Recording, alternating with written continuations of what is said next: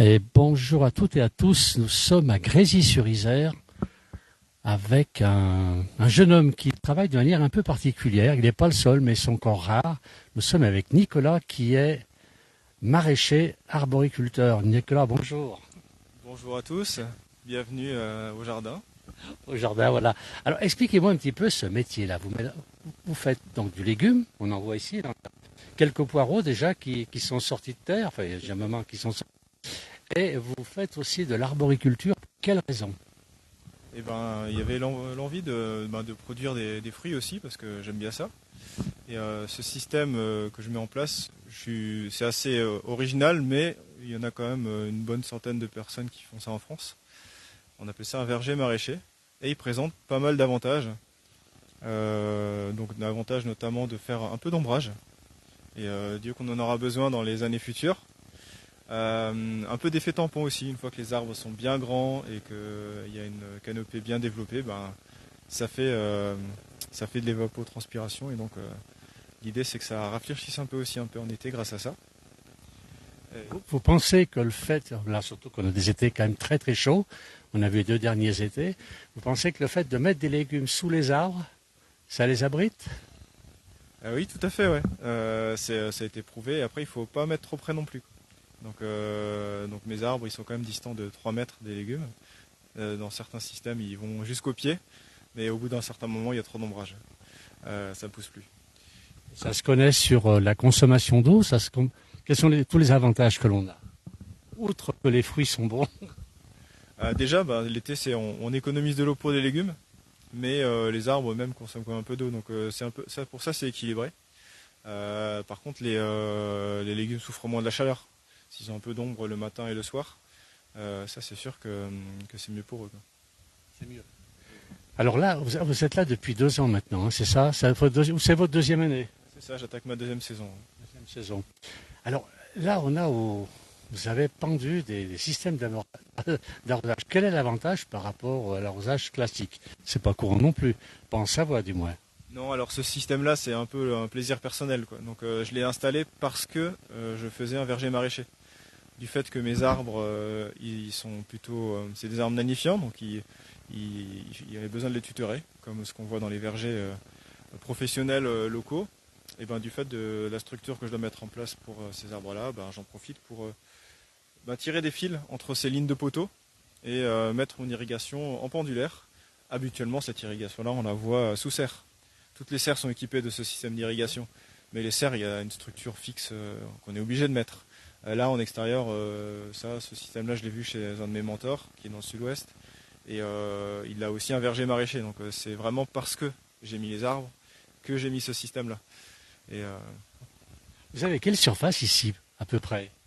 alors, j'exploite à peu près 0,7 hectares sur 2 hectares que j'ai. C'est le début, quoi. C'est suffisant?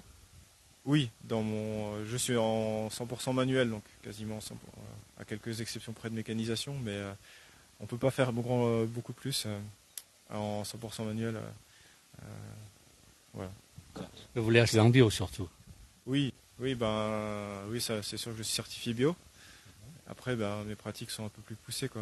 Quand on fait un verger maraîcher, on est dans ce qu'on appelle aussi l'agroforesterie. On intègre l'arbre dans l'agriculture comme ça se faisait à l'époque, hein, dans l'agropastoralisme, avec des grands arbres, dans des champs sous lesquels on retrouvait toujours les animaux l'été.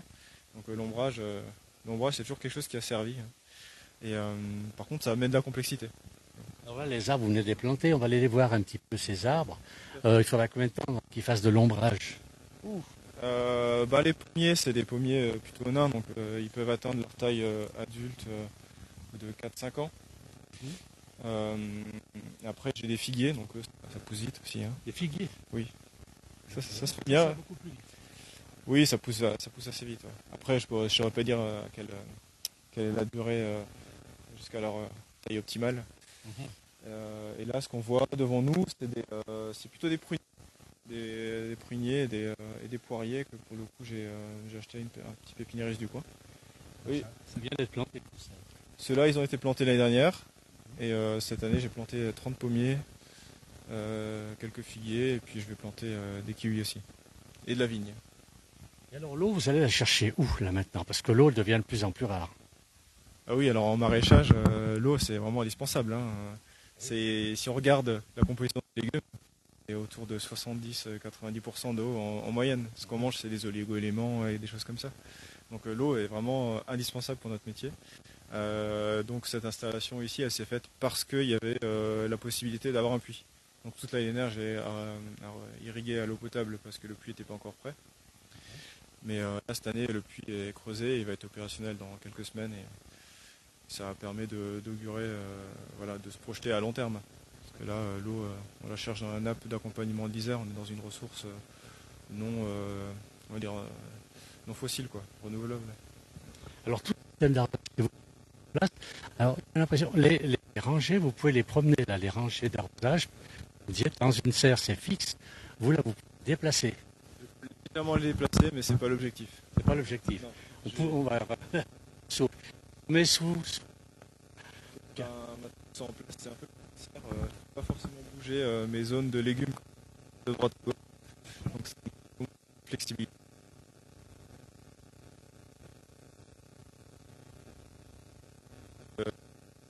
L'hiver, on rentre tous les tuyaux, on range tout, et puis au printemps, on ressort tout, on remet tout en place. Donc là, les fins de saison et les débuts de saison seront plus agréables en termes de rythme de travail là-dessus. vous avez des gens qui viennent vous aider. Vous avez des gens qui viennent vous aider, qui font partie de la map ou comment ça se passe? Alors, dans la phase d'installation, là ici, il ne faut pas imaginer que c'était prairie. Il n'y avait rien. Donc là, on voit plein de choses, et en fait, il n'y avait rien. Là, en face, on le voit encore, il y a de la prairie. Enfin, donc la phase d'installation, c'est comme si on créait une ferme à partir de zéro, il y a beaucoup beaucoup de travail. Donc oui, j'ai pu avoir des amis qui m'ont aidé. Après, une fois que la map dont on parlait tout à l'heure a été lancée, ben, c'est des gens qui ont souhaité me soutenir aussi dans cette construction, l'installation. Et puis là, il y a encore pas mal de constructions cette année, donc ils continuent de m'aider pour ces phases-là d'installation. Donc on a tout ça, c'est et ensemencer. Alors, oui, bah, ce qui est le gros travail, c'est vraiment la structure. Même, les fils que en dehors dans tous les sens. Voilà. C'est tout d'acacia en plus. Hein. C'est de l'acacia. Donc il fallait trouver. On dit que c'est la mauvaise herbe, moi je cherche tout. Et trouver des. On va avancer un peu. Alors, donc là, vous avez. Là-bas, j'ai des travaux un peu bizarres. C'est quoi ces gros trous que vous faites? Alors c'est gros trous. Ah oui, c'est là où je dis que je faisais un peu plus que de la bio, c'est que dès la première année, creusé des mares. Donc des mares dont le but est faire la biodiversité. C'est pas pour irriguer, pour amener l'eau au milieu de mes jardins. Ces lieux-là, en général, il y a pas mal de biodiversité qui après permet des ravageurs qui beaucoup de... Donc ça peut accueillir, je sais pas, des serpents, des grenouilles, d'autres animaux qui peuvent un peu équilibrer tous les ravageurs qui aiment bien manger nos légumes. Ça peut créer un équilibre, donc vous faites une sorte de biotope au milieu, c'est ça? Ça va pas révolutionner, hein, ça équilibre pas tout, mais ça amène un peu. Ça aide un petit peu. Et puis de toute façon, les serres, là, quand il pleut, il y a beaucoup d'eau à évacuer. Donc, je me suis dit, autant en profiter de cette eau. Donc elles vont récupérer l'eau de cette eau. Voilà. Ça fait des... Ouais. Et là, vous allez l'eau directement dans les mares, ouais. Donc il y en a une qui est par là-bas, qui a été creusée l'année dernière, qui est déjà alimentée par... Donc quand elle se remplit, elle peut se remplir en une journée. Hein. Oui, il y a 240 mètres carrés. Oui, ça fait pas mal d'eau. Faire des calculs, mais peut-être je suis pas sûr de capable de les faire. Parfait. On va aller voir un petit peu ces futures mares. Et en fait, vraiment dans le bio, tout à l'heure, je vous expliquais, pour tuer les rongeurs, vous n'êtes pas d'accord avec moi. Vous cherchez quelque chose vraiment d'écologique, du bio. Alors pour le coup, c'est même pas si on était d'accord ou pas, hein, il y a un cahier des charges. On peut pas empoisonner, des choses comme ça. On doit les piéger mécaniquement. Euh, si en tout cas, il faut pas qu'il y ait de produits qui puissent être dangereux pour le sol, qui puissent finir là-dedans. Donc si les rongeurs le mangent et finissent dans le sol, après ça pourrait finir dans les légumes. Et donc ça, c'est pas du tout autorisé dans le cahier des charges. Exactement. Ouais. Et pourtant, les campagnols notamment, c'est un grand souci pour beaucoup d'agriculteurs, même ceux qui ont des prairies, c'est important de les réguler. Donc ici, là, je compte quand même beaucoup sur les rapaces à terme. Oui. Je crois qu'ils vont pas manquer de poteaux. Je crois. Ils ont tout ce qu'il faut. Ils ont ce qu'il faut. Ils aiment bien les sommets de poteaux, les rapaces. Voilà, je crois qu'ils seront bien. Et alors ces mares sont ici. Donc là, il y en a une qui a été creusée récemment. Elle va récupérer l'eau de ces deux-là, c'est une mare double aussi qui va récupérer le surplus de ces serres. Et elles sont toutes connectées. Elles vont finir une autre mare qui est derrière. Donc c'est vrai. Bon, ça ne permet pas de tenir longtemps quand même. Là, J'irrigue pas avec. C'est vraiment purement biodiversité. D'accord. Ouais. Oui, c'est la nappe phréatique qui va utiliser, qui va vous aider à arroser. Oui, c'est ça. Et ça, pas du tout. Non, pas du tout. De toute façon, les besoins en maraîchage sont bien trop importants. On est plutôt en centaines, voire milliers de mètres cubes. Donc une petite masse, ça fait 10 mètres cubes. C'est pas bien. Ouais. Et puis c'est vite l'été. Voilà. Bon, là vous avez mis, là c'est pour les mauvaises herbes, non? Je pense. Vous faites. Oui, là, mes autres cultures, je les prépare en détruisant par bâchage. Ça remplace à l'époque le labour. On laboure. Il y a des nouvelles techniques Ça évite de la blague. C'est ça évite. Je suis en non-travail, donc pour la plupart de mes cultures. Et ça c'est un peu original aussi. Et donc ça me préparer mes cultures. Voilà. Et vous avez eu des cultures, enfin bon, pas dans les arbres fruitiers, mais vous avez déjà eu des récoltes sur la première année. Oui, la première année, j'ai fait une année complète de vente des légumes de mai à décembre pour des plantations qui ont commencé mi-mars. Donc pour une première année, on a à peu près nourri 40 familles, donc c'est beaucoup pour une. Je suis un peu content et les familles étaient contentes aussi. Donc normalement cette année, c'est pas normalement, on va recommencer cette année une deuxième saison avec l'association de citoyens qui s'appelle AMAP et on va essayer de grandir un peu, quoi. Alors c'est la MAP, donc là tous vos légumes, vous allez livrer directement à la MAP, on ne peut pas les acheter sur place, c'est directement la MAP avec vous. J'en vends 90% là-bas et après il y a quelques voisins qui m'en prennent au détail. Les jardins sont pas particulièrement bien desservis par des chemins, donc pour faire un magasin ici c'est pas idéal. Et puis je fais quand même pas mal de choses sur long terme, vous avez compris ici, hein, des mares, des choses pour le sol, etc. Donc pour équilibrer, ça implique que les résultats à court terme ne sont pas forcément les plus élevés en rendement. Donc avoir aussi une commercialisation stable sur qui on peut compter et qui est un peu patiente, c'était important. Et ça, à la MAP, c'est exactement ça. C'est des gens qui sont avec moi toute l'année et ils savent. Clients réguliers. C'est des clients réguliers et puis ils savent que je fais plus que juste produire des légumes et donc ils sont invités à venir ici pour des visites tout simplement, pas juste pour travailler. Hein. Okay. Il y a eu déjà 2 visites l'année dernière. Je partage mon travail, je leur explique toutes mes valeurs et puis toutes les semaines ils me voient et on discute de ce qui se passe au jardin, on discute de cuisine. C'est un lien assez fort. Alors, et là, vous avez mis quoi? Ça c'est du bois. C'est du broyat. Donc j'ai un partenariat avec un paysagiste qui est content de s'en débarrasser.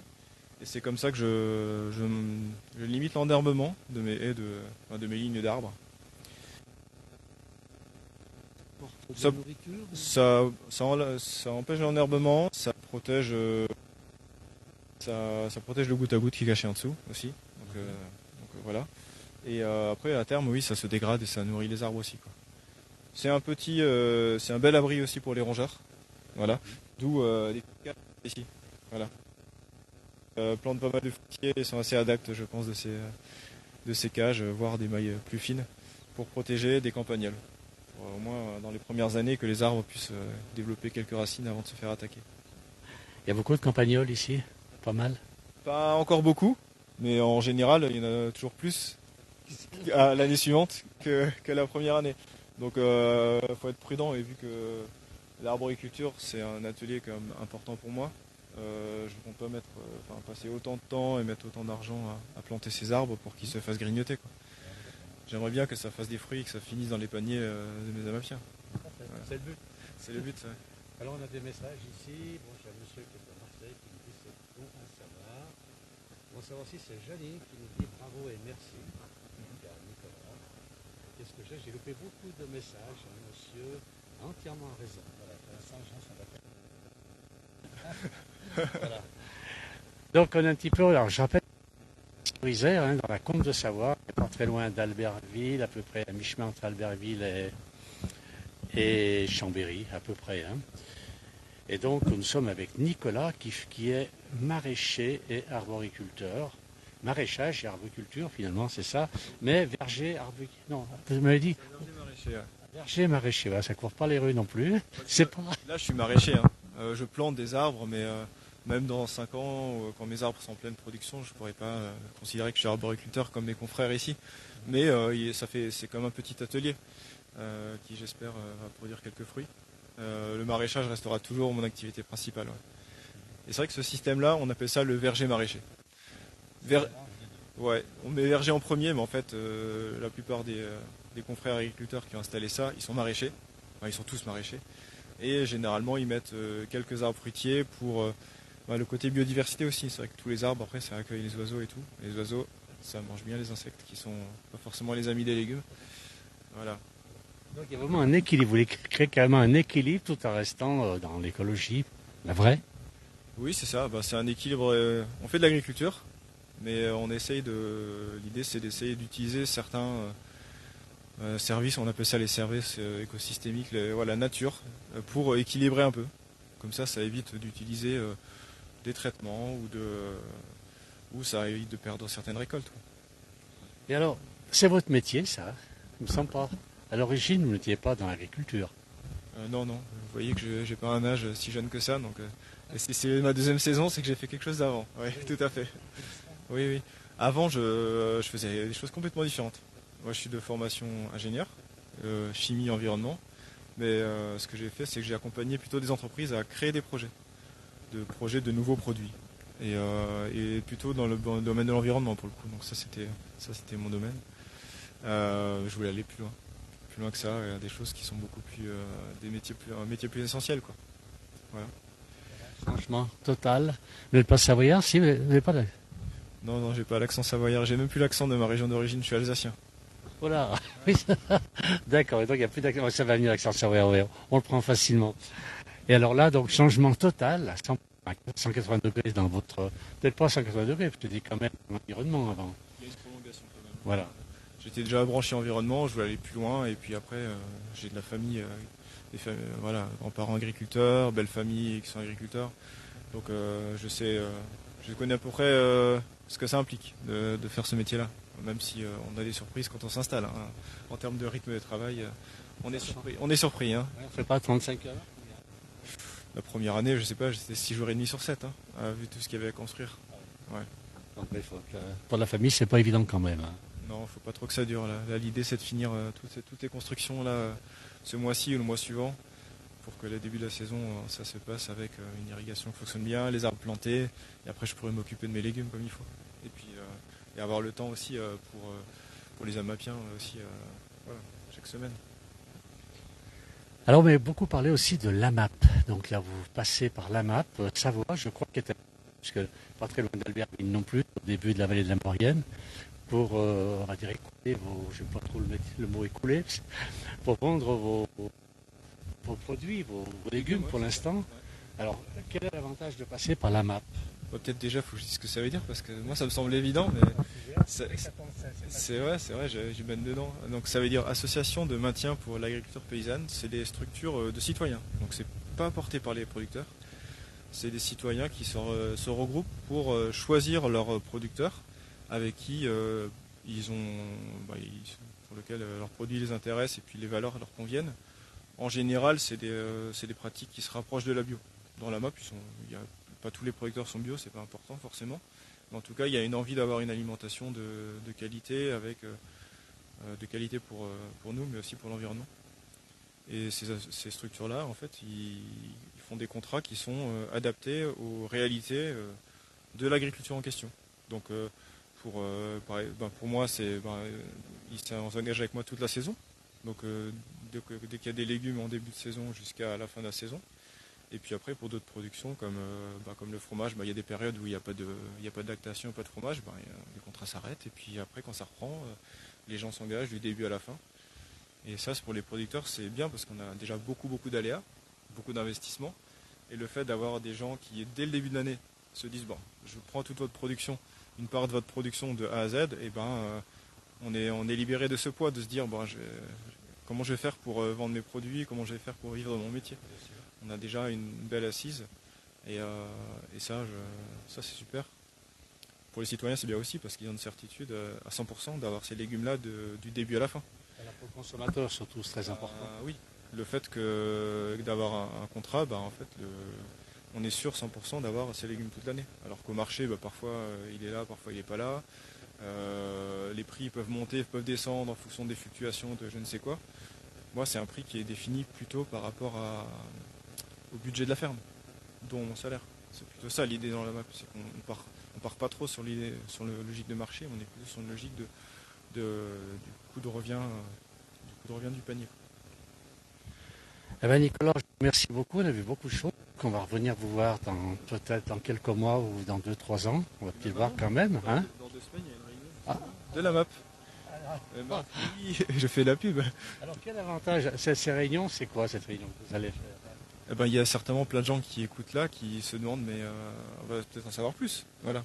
Plus sur mes pratiques, mais aussi plus sur qu'est-ce que c'est cet engagement, est-ce qu'il est vraiment très important cet engagement, ou est-ce qu'il y a de la flexibilité. Voilà, on a chacun tous notre quotidien. Et donc lors de cette réunion, c'est le bureau de l'association expliquer les principes, les valeurs de la MAP du coin. Qui est valable pour toutes les AMAP, je pense. Il y a une charte globale, et puis après, chaque AMAP choisit un peu ses producteurs selon certaines valeurs. Donc il y a des petites différences pour s'adapter au territoire. Et donc lors de cette réunion, il y aura moi qui vais me présenter, on va présenter les contrats qui seront proposés, il y a des AMAPiens qui vont témoigner, pour parler justement de comment ils ont vécu cet engagement sur l'année en termes de contrat, est-ce que c'était difficile ou pas. Il y a d'autres qui vont témoigner aussi sur ceux qui sont venus m'aider. Comment ils l'ont vécu, qu'est-ce que ça leur a apporté. Est-ce qu'ils ont vu ça vraiment comme du boulot ou est-ce qu'au contraire, comme les retours que j'ai, ils ont plutôt vu ça comme un échange super sympa et convivial. Voilà, donc il y aura pas mal de témoignages. Et donc il y a une page Facebook de cette map là. Mais la map, il y en a une. Bon, alors, on va la mettre sur le poste de ce petit reportage. De toute façon, ce que les gens connaissent mieux la map et qu'on sache quand même que on la trouve quasiment partout en France. Oui, il y a un type d'association qu'on trouve partout en France, ouais. Et celle ici s'appelle la map du Grand Arc. Et ici, là, ça s'appelle Jardin du Grand Arc. Il y a un petit lien, je crois. On le voit, le Grand Arc, il est un peu caché là. Oui, il est bien pris là, le Grand Arc. Il n'est pas loin, hein. Il y a une neige là-haut, je ne sais pas si neige, mais là. Habituellement, il y a une belle vue ici. Alors, Karine qui nous dit le réseau, le tissage, l'engagement, s'adapter au territoire. Voilà, je remercie Nicolas pour toutes ces informations. Hein. Bravo quand même pour ce que vous faites, c'est chouette au niveau de l'agriculture, enfin l'agriculture bio qui est sympa, puis à petite échelle là. On ne peut pas faire plus petit, on ne pourrait pas en vivre. Plus petit, non, c'est pas évident. Non. Là, on est à la taille pour une personne et puis pour une quarantaine de familles, quoi, à peu près. D'accord. Tout seul, c'est 40 familles nourries. Oui, c'est ça. Voilà. Ah ben bravo, et merci. Merci beaucoup. Alors, merci à tous d'avoir suivi. J'ai un message aussi d'Isabelle, les 50 heures de travail par semaine en bio, c'est le rythme en vente directe. Sinon, on survit. Beaucoup viennent de ce domaine, qui est récréatif, mais souvent grosse déception. Voilà ce que nous dit Isabelle. Voilà, merci à tous d'avoir suivi ce reportage. Très bonne fin d'après-midi. À bientôt.